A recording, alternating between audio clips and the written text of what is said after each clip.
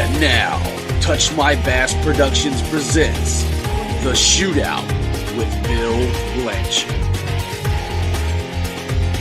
How's everybody doing tonight? Welcome. This is the Wrestling Shootout. I am your host, Survivor of Pain, Bill Blanchard. And I tell you what, tonight I got very, very special guests on my show. And I'm getting fired up. I'm getting excited because you know why? Young talent hungers veterans. I mean, the young talent puts the fire back in veterans. And tonight I'm bringing in, in my opinion, he was the Rookie of the Year in 2014. I've got Caleb Stovall on my show tonight. Caleb, how you doing, partner?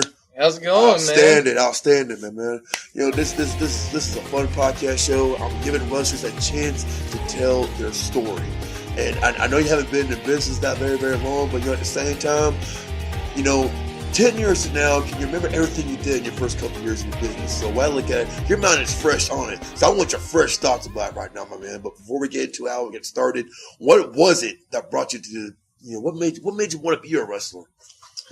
Well, I mean, like, as a kid, I was such a huge wrestling mark or fan, you know, whatever terms you want to use and stuff like that. But I was such a huge fan. I was very fortunate enough to grow up in, like, the greatest wrestling time period, in my opinion, which was the Monday Night Wars. The Monday Night Wars, the best time to be a wrestling fan. Versus WWE. And I I was a WCW fan before I was a WWE.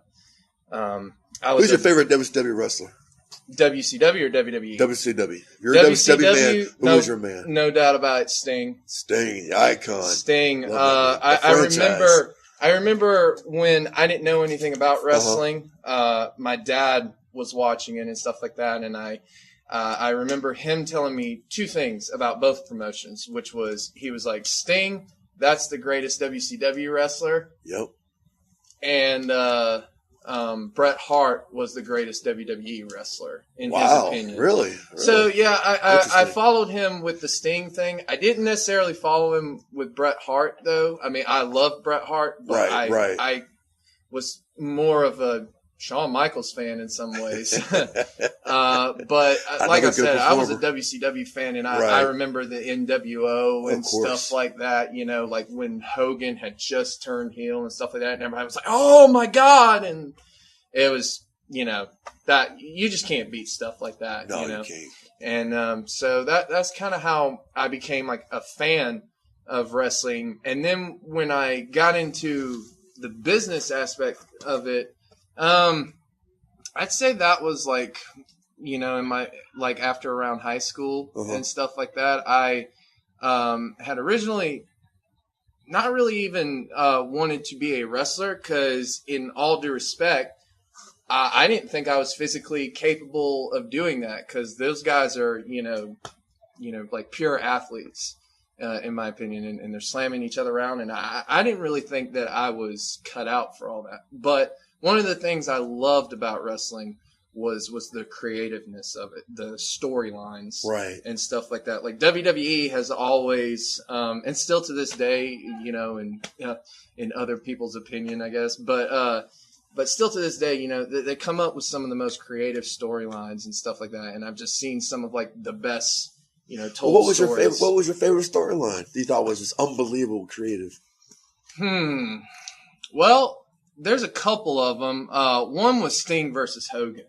I thought that was like the coolest build-up, and like even as a child, I knew that that's the matchup that like I wanted to see was Sting versus Hogan, and finally they booked it for Starrcade. Wasn't as great as the build-up, you know, but that, you know, all of that crap that was going on behind the scenes, you know, you kind of just have to take that with a grain of salt, I guess. But it was still a good story. But another, you know, two more stories, though, that really captured me was, one was Kane versus Undertaker in the Attitude Era, the brother versus brother. And they brought in, it was almost like a comic book, you know, come to life. And I just thought, you know, this is like the coolest, greatest thing ever with, you know, the Inferno matches. Everything they did like made sense. Like we were shooting lightning down from the ceiling, you know, King absolutely. Boom, lightning, and set one of the production guys on fire. Like, what the heck is this? You know, I just thought like, oh, I do remember that. I remember like watching a Raw, And this is actually how I found out about wrestling, which was Kane goes into the crowd and he choke slams a guy. Uh-huh. And I'm watching it on TV, and I got so scared. I was like, Dad, don't ever take me to a WWE event. They attack wrestlers. And he just goes, this was literally his reaction. He just goes, Caleb, it's fake.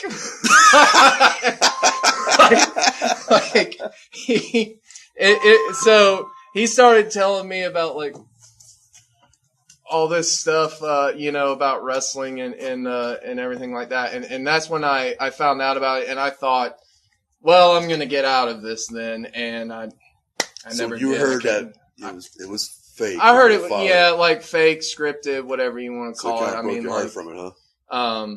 So, that's how I found out. And then they did like a special on NBC, I remember, which was like the Secrets of Pro Wrestling. Yes. Where they were giving away all the secrets and stuff like that.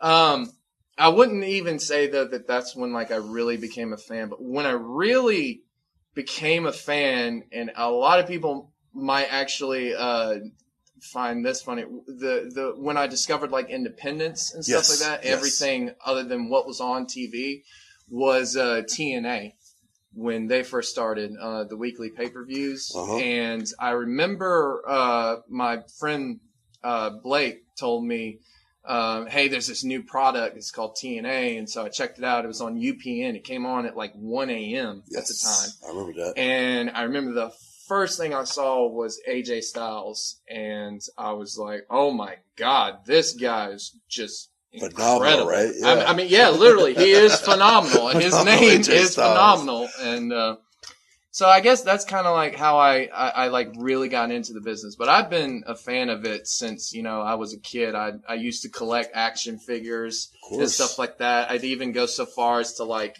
have a ring, like one of those like talking rings back in the day with like the Raw entrance set. And stuff like that. And I'd set up wrestlers and just like have like this kind of like little picture of wrestlers just like doing moves on each other and stuff like that. Outstanding, bro. It's fun. So I guess that's kind of like how I became a fan of it. I just became a fan of like all the characters, all the moves, and just everything about it. I just fell in love with it. Outstanding. Well, we're gonna fast forward a little bit here now. Right. Now, I did a little bit of research on you here. I think you took drama in high school. I did. Is that kind of? I did. I took. I went to Greenbrier High School. And why hold that against you?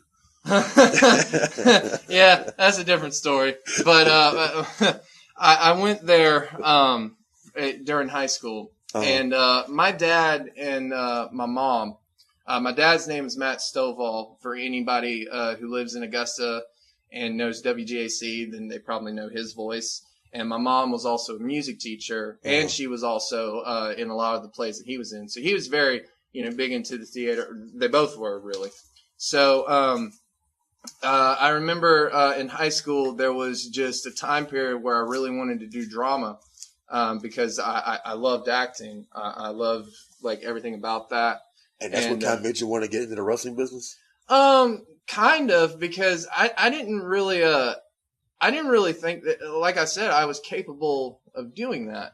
But as I was starting to watch it and stuff like that, I thought, maybe if I can get the physical ability to do it, I can do it, because I know that, drama is involved in wrestling and stuff like that. And I think I was about the only one in class. We did a survey where he was like, what are your goals in acting and stuff like that? Do you plan on going to college and stuff like that? So we all had to like get up in front of the class, and people were saying, well, I want to go to this school. I want to be in movies. I want to be the next Leonardo DiCaprio. And I stood up there. I was like, I do want to do movies, but I would like to be a pro wrestler. I think everyone was like dead silent, just looked at me like, not pro wrestling.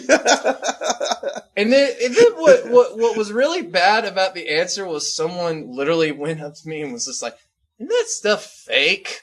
Ooh. I was like, I was like, yeah, and like I just stabbed you in a scene the other night, and that was real. And that was real, exactly. So- I tell people all the time when I went to my, when I was in the Marine Corps and we got fake ass wrestling federation, and I said, you will have it come to Jesus when you step in that ring and take your first back bump, and let's see if you can get up from it.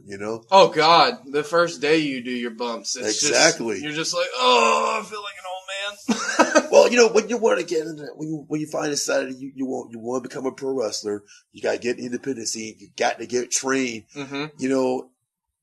How did you find it? Where did you find to get trained? And what caught your attention? So this is actually a funny story. I was working at Steak and Shake at the time. Steak and Shake. Awesome. Yeah, I was doing the shakes basically. I was making all the shakes. Well, there was this girl there, and she was a servant there, and I added her on Facebook. I met her through Steak and Shake, and I remember one day she posted something on Facebook, and it was learning my way around the ropes, and it had an advertisement for the local wrestling thing, which was called Flatline. And which I'm sure you know all about.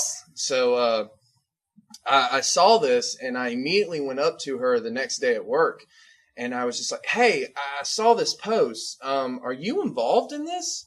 And she was like, well, my boyfriend, James Caleb Kitchens. Really? Yes. Small world. was head of creative. And I said, can you please, hook me up with him somehow? And she was like, well, if you want to get into wrestling, you got to go to WWA4 or Atlanta, or you got to go here because he's not going to show you how to wrestle. And not anymore. He used to, but not anymore. And I was like, well, no, I don't, and at the time this was true. I didn't, like I said, I didn't want to learn wrestling, so to speak. I just wanted to learn the creative side. Okay. So I messaged him on Facebook, and I was like, hey man, I have loved wrestling since I was a kid. This is something I would love to do. I'd love to do, the behind the scenes stuff and everything like that. And I just wanted to know how all of it worked. Cause you've seen all these DVDs, you've seen everyone have their opinions about stuff. Of course. But you don't know how it actually works until you're, behind the scenes or you're in the ring. And so like, I just wanted to know how everything was actually done.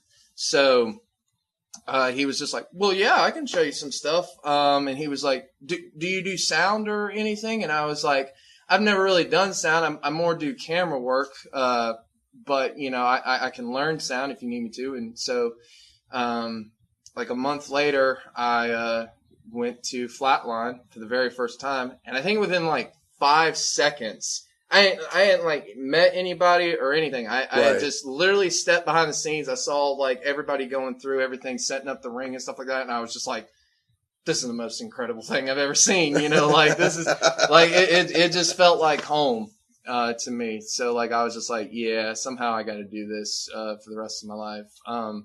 So that was like how I got involved in like the behind the scenes stuff. And as far as an in-ring, competitor goes, I then told James, I was like I don't really have like money to go to Atlanta right now or anything like that, and like I said, I didn't know if I could do it. So, but a lot of my friends kept coming up to me and they were like, you're gonna try wrestling? You're gonna try to be a wrestler and stuff like that? And I kept telling them, no, not really. But the more and more I kept hearing about it, the more and more I was like, well, I wonder. So I convinced him to, take me out one day and just show me like the first basic bumps and stuff like that. Caleb. Yes. This was Caleb. Okay. Yes. I told him, like, can you just show me, just a little bit how to do this? And if I can do it, I can do it. If I can't, I can't. Oh, well, at least I tried. So, went out there first day. Oh my God. When I left it, I was like, oh, this sucks. And he told me at first, and he's like, you're going to be sore as hell, right? Oh, yeah. I was like, yeah, I figured, but I didn't realize like how much I would be sore. But I think within like an hour after that day, like after we had finished and like I was still sore like the whole night, I kept like, all I just kept thinking was just like, man, I really want to get back out there and bump again. Like I want to continue this. Like, and that was the sign to me of like, okay, maybe you can do this. Maybe you've got a shot at this. So about 6 months later went by, I think, and we hadn't really gotten in touch. He was on a different time schedule as me, so it was really hard to get together. And then one day he introduced me to Michael Saint. Michael Saint. Yes, and Christian Fury and all them. And Mask Fury? You got to wear a mask. Oh, yeah, Mask Fury. Yeah. He didn't wear a mask, though, but I guess that's why he's Christian Fury. I don't know. I don't know, but I went out there, and it was him, Michael Saint, Damien Sick, and I think Jay Renegade as well. Renegade. And where was this at? This was out at the AWF, out at the old AWF arena. The Harlem Arena? Okay. And it was the same ring that I had bumped him before. Like me and James and went out there, but that had been like the only day that we had been out there. So, I kind of worked with those guys, and I want to say it was like a month later, I was invited to EWA. Uh-huh. And I remember Damien Sick messaged me, didn't really message me, but sent out a message board saying, hey, can anyone, do music? Like, does anyone have a laptop for us to use? And I was just like, I have a MacBook, I can put songs on there and stuff like that. And so he was like, Caleb, I want you to be my general manager for tonight. I was like a kid, that just had his first birthday present. It was just like, oh, awesome. Yes, I'll be there. Your first rub in wrestling. I like that. That's awesome. And so I guess that's kind of like how I started pretty much. And, was it a good crowd there? You feel the crowd as a general manager or? Well, there was probably about maybe 5 people there watching it. I mean, it was at the filling station. If you've ever been to the filling station. I was kidding. I knew the filling station. I was just curious. I came out of the curtain and I was like, all right, how we doing, everyone? And they were just like, yay. I was like, well. Hey, you gotta start somewhere, man. But hey, still, that's good experience for you, though. Yeah, and we had. I heard you did such a damn good job. People didn't want Chris Dickens no more. People say Chris who, and they all thought you blew him away. I mean, keep in mind, Josh told me that. David Sick told me this about me. I'm not surprised because when I went there.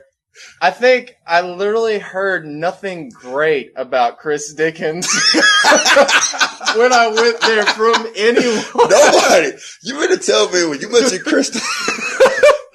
Chris is like over here. He's just screw y'all. What did they say when you mentioned Chris Dickens' name or Dickie or Shaggy or whatever they referred to? Well, this is a PG show. I don't know if we can can discuss that. But. We can bleep it out. I understand. But and at this time, I want you a chance to thank my sponsors, Chris Dickens and Touch My Bass Productions. Okay, continue. A little shameless plug there. But it was a fun experience. And I got to I got to work on the mic a lot that night.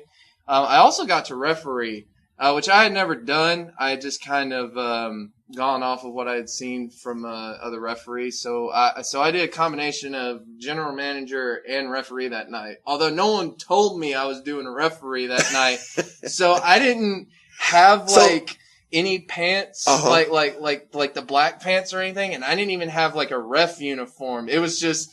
I had my Justified TV show shirt. Yeah. And I'm just like in the ring counting 1, 2, 3. They're like, isn't he supposed to be wearing like stripes? I'm like, yeah, not tonight.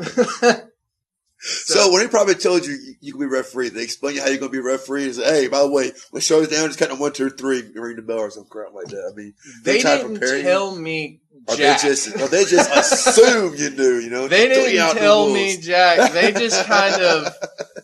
They didn't I didn't even know what matches were taking place. And I was also the ring announcer as well. So wow. I'm trying to announce these things. I'm like, I have no idea what this says because it was all scribbled and stuff like that. Wow. And I didn't know who was heel or who was face. And I'm supposed to do an in-ring segment with Damien Sick. And Michael actually Night Stalker. Right. And I didn't know who was heel or who was face. So I just kind of acted like a heel.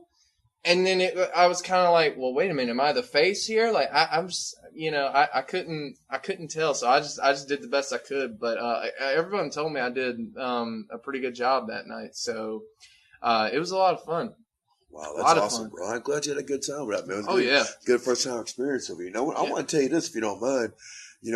When I first had a chance to meet you, and I saw you in the training section actually right before a show, and then I saw you again. I think Fury was doing a one-on-one training session with you, and I saw a little bit of you at the time. But I was in a real dark place, man. At that time, I wasn't really paying much attention about you. I was in a real dark place in my life. I'm not going to go into details about that, but I couldn't figure out was Oz Knight, Justin Chambers, Tweeter, Fury, Don, excuse my expressions, all had such a heart. I'm sorry, this is PG-13. They guys were in love with you. They were infatuated with you. And I'm like, what the hell? He's just some freaking snot-nosed kid trying to get in the damn wrestling business, man. Guess what else? I mean, I'm just I didn't know nothing about you. I'm just kind of I'm hearing all this stuff about him. I was like, what? It's so great. But I go, what's his name? Caleb Stovall? I'm looking at him and he just looks like a younger, you got combinations of what Chambers looked like fused with Chris Dickens. I'm going to be honest. You had Chris Dickens' height, but you have more of a young CJ's kind of face. But one thing, but after 5 minutes of watching, okay, honest God, I was like, well, if everyone's taking interest in Caleb Stovall, what is it? I'm just curious. And I'm just standing in the corner, I'm just watching. And I could not believe it. I've seen a lot of guys come from this Albert crew. A lot of young 16, 17, 18-year-old snot-nosed brats who didn't have no damn respect for no one's property. None of respect for people trying to show these guys how to wrestle. Mm-hmm. Give them their first love in wrestling. I couldn't get over. You were saying, yes, sir. Can I help you? What else can I do? Teach me more. You were willing to learn. When someone asks you to do something, you didn't say, well, why did I get that up for? No, you just did it. Yeah. If Josh told you to take 20 black bumps, you did it. If you're going to take a slam, if you're going to take a shot with a Kindle stick from Tweeter or Houston, I should say, you did it. I'm there whispering Jay's, Fury's here. This guy's got some heart. And yeah. I'm just watching. And then you did a freaking match. The first one-on-one match I saw, I just could not get over. You had a couple of serious matches with Oz. Yeah, Oz Knight. Damn, dude. What was your experience? I don't know if you know this or not. I used to tell Oz Knight in front of everybody that he was the most talented wrestler we've ever had in AWF. And I might have hurt a lot of egos when I said that, but I'm just being truthful. Oz can do a lot of good stuff. Oh, no, Oz is amazing. So what was your experience working with someone, a top level, a veteran of some 10 years of wrestling? And you're in your first few months of training. Scary as hell.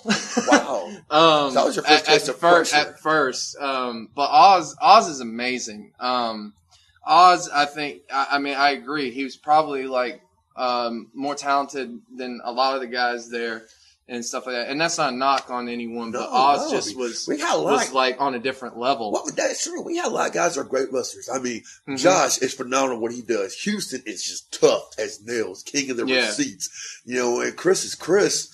And Fury is Fury. I mean, these guys are good. They have talent on their own level. Yeah. This is not disrespect, knocking anybody, but Oz was just, it's phenomenal. Yeah. The closest thing we had to an AJ Styles, if I could say so. And I'm just being honest.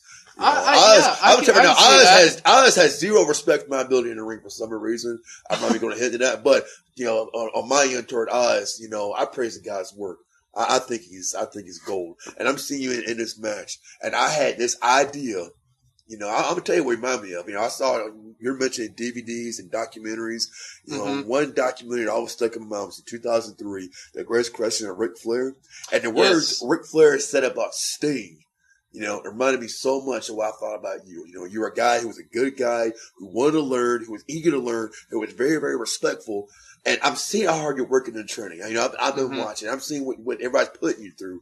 And I talked to CJ, Justin Chambers was the AWF champion. And I came in, I had an idea for a special match. I said, do you think you can have a Broadway dance with KO Stovall? And she was like, yeah, I can do a damn good match with him. He's learning. I said, I want to do this. I says, do you remember the first match between the Clash of Champions between Sting and Ric Flair? And absolutely. One of my favorite matches. Yeah, they went 45 minutes. We had 3 judges decide. I said, I want to do that same kind of scenario.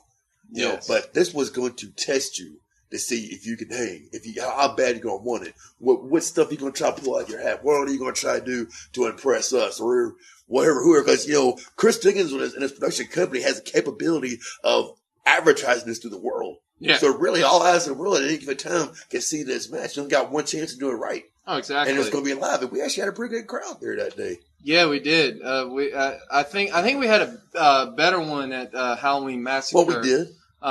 But we did have a but I think the crowd was more into it in this particular match. I mean, they were screaming at champion. I mean, when I first told you was going to be this match 1-on-1 for the championship, but you had a Halloween Massacre, but you had to get past Oz Knight. If you get past Oz Knight, you're with the #1 contender for the heavyweight championship of the world. Right. What was going through your mind? Well, we did that at Halloween Massacre. And I remember that there was like a lot of hype on the entire show in general, because I remember that they were like, this was basically like AWF's WrestleMania. Yeah, almost. It was our biggest show of the year. And we actually had like a good crowd turnout. We had a couple of eyes, though, out in the crowd that really, was nerve-wracking to me, which was we had Daniel Main and Chris Wiggins from Flatline, the guys that I see every first Saturday.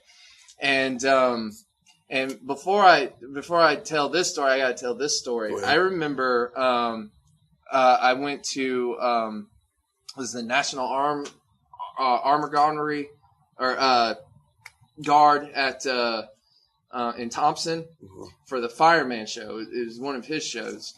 And I did lights for that particular night. And I remember when we were setting up the ring, I remember Wiggins and Main almost, but Wiggins more, telling me a story of basically, a long story short, of like how I shouldn't get into the business, or how like if you're not athletic, you really shouldn't do this or something like that. It's almost like he was trying to discourage me from the wrestling business. Now, I don't know, in all due respect to Chris, if that was what his intentions were. Maybe he was testing me that night. He could have been. But, I never really knew. But what I took it as was, I was just like, well, I don't really care. I'm still going to do it because, I now have the itch to do it. So I'm going to do it. Well, we go fast forward to Halloween Massacre, and I'm in this match with Oz Knight, and Daniel Main and Chris are sitting out there, and I just remember thinking, God, this is gonna suck. I'm not gonna do this right. And I remember like the last match I had with Oz, because we had 3 of them. We had one 1 month, then we had another one the next month. He beat me both times, and then I had to beat him at Halloween Massacre. And the first match went good. I got a lot of compliments from it. The second match, I screwed up a lot. I lost my place at times. I couldn't remember exactly what to do, and I didn't know, I guess, how to think on my feet at that point. I had always, been under the impression of going like through everything backstage, so I had never done. Calling it out in the ring pretty much. Right. So, I was very nervous at that Halloween Masters. I thought, oh my God, this is going to be terrible. And then I thought it would be a great idea to wrestle without my shirt off, that night. And all I kept hearing was, wow, you are white. So I just remember that. I just remember, like, as Oz is making his way out, I'm just standing there. I'm just like, I don't want to do this. Can I just like walk away? but we did the match, and we did pretty much about everything we discussed out there.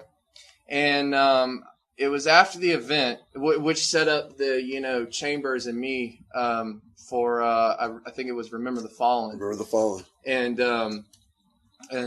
that match set it up. But I remember after that match, Wiggins came up to me. He was just like, Caleb, I'm very impressed. I was very impressed with what you did out there. And he obviously gave me advice, which, I'll take any day of the week. And even Daniel Main, who I don't think has ever given me a compliment before in my life. I don't think he's given anybody a compliment in his life. he was like, it was actually pretty good, Caleb. That sounds like Daniel. It was, it was great. And then, but working with Oz, if you ever get the chance to work with Oz, man, take it. He's very good in the ring. He can do stuff that a lot of guys can't, especially with a guy for his size and stuff like that. He's very quick. He's very agile. He's got natural talent. He allowed me to kick out of one of his big moves, which was the Swanton bomb. Yeah, and I thought when I saw him up there, I'm like lying down. I'm thinking, oh God, this is gonna suck. And then he landed on me, and I was like, oh shit. It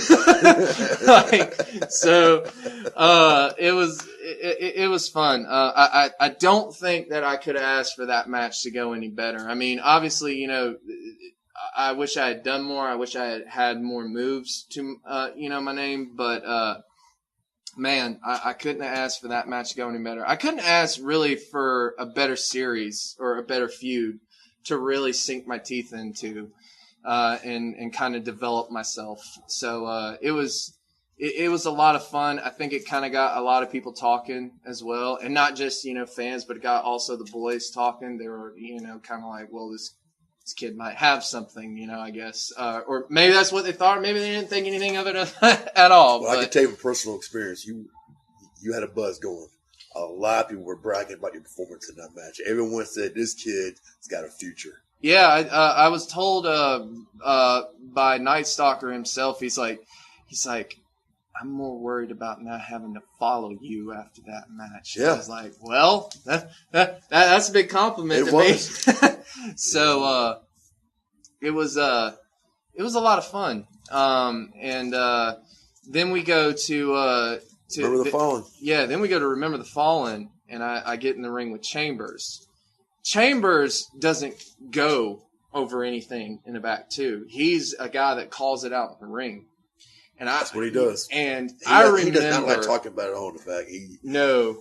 And I remember thinking, I'm about to go out there.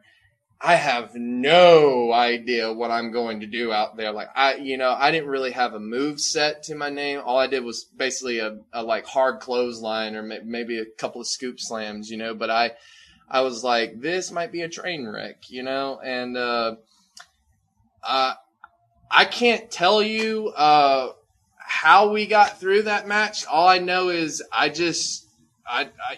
would tell him, hey, reverse me and stuff like that when I felt it was time for him to reverse me or something, or when I needed him to take over and stuff like that. And the more and more the more and more the match went, I got more confident, I guess. I was able to think on my feet and stuff like that. And I think that just comes from, working with a veteran like Chambers and stuff like that, who was really great in the ring to me. I don't know how a lot of people feel about him as far as a worker, but I thought he was awesome and exactly what I needed to make it through that match.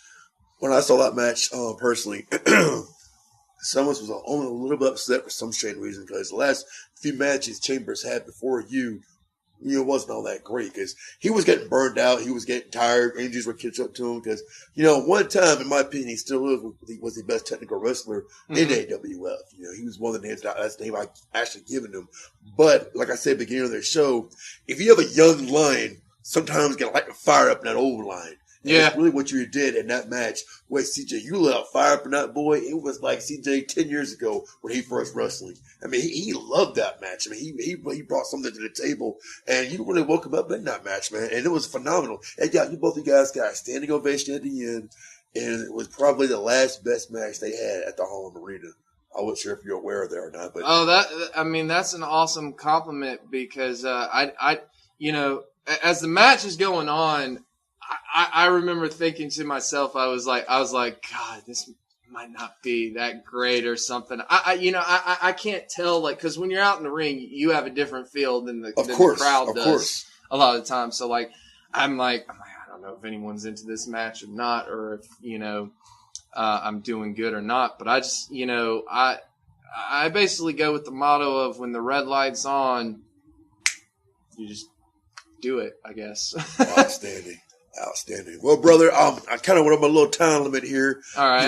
But we're going to take a little break. I'm going to talk to Christopher Dickens and see if I can get you in a real quick part two, because I had a couple more questions I wanted to ask you. So if it's okay with the boss man here, I'm going to bring it back for part two of this series. But Kelly Stovall, it's been a pleasure. Thank you for being on my show. Ladies and gentlemen, I'm Survivor of Pain, Bill Blanchard. This has been The Shootout. Y'all have a good night.